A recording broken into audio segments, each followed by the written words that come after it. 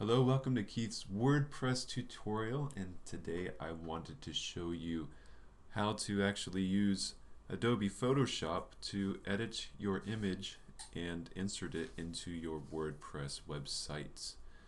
So we're going to start with opening up your folders where you've got your file, and the particular one that we're going to work on today is for a website called Positively Negative Expressions, and it's an abstract photography site. So here we've got this massive JPEG image. I'm going to go ahead and right click it and open it with where's my Photoshop? There it is. I just recently had a computer virus crash, so things are still getting set up properly. Now here we are, this nice big beautiful image, and we need it to fit within good web design parameters. So that means that this image needs to be 72 dpi, and it needs to come out as a JPEG, GIF, or PNG for its final file type.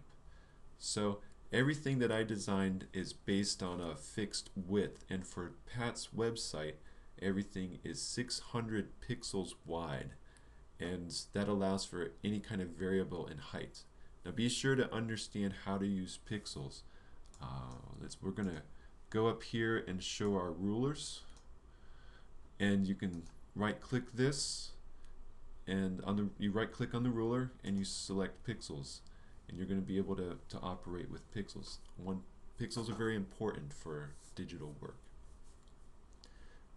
Now the first thing I like to do is you need to go and you go up to image, and you go to image size, and this is going to come up with the parameters of the image. So this one is already 72 dpi, which is great, but let's say it was a larger resolution like 300. Well, first you would drop the resolution, and then second you come up here and you adjust the pixels. So again, we're just going to go for 600 pixels wide, and I picked that resolution, that size specifically because it was giving me a consistent height ratio for a lot of Pat's images. So it worked out pretty nice. So I'm just going to hit OK there, and then we can maximize it and view its actual size here. And I didn't want to make an image that was too large because I didn't want people to be able to go to Pat's site and totally pirate everything that she has. So it needed to be big enough and just small enough as well.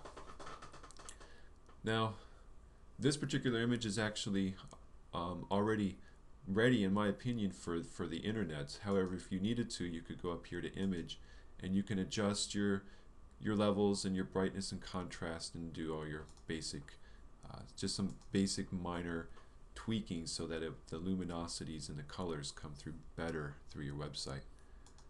Now we're going to go up here to this file, and we're going to save it for web, and I have mine in this 4-up view, and right now it's in GIF, but we don't want a GIF, so we're going to go over here.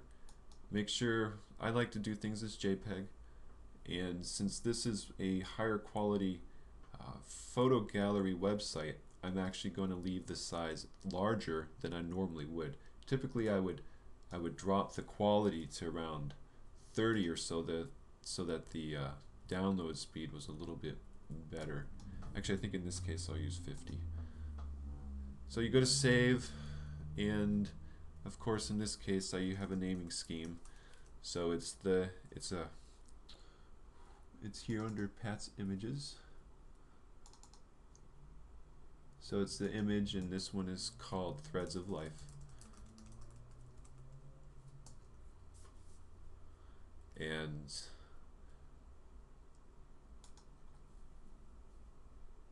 here we go, and we find it in Pat's folder.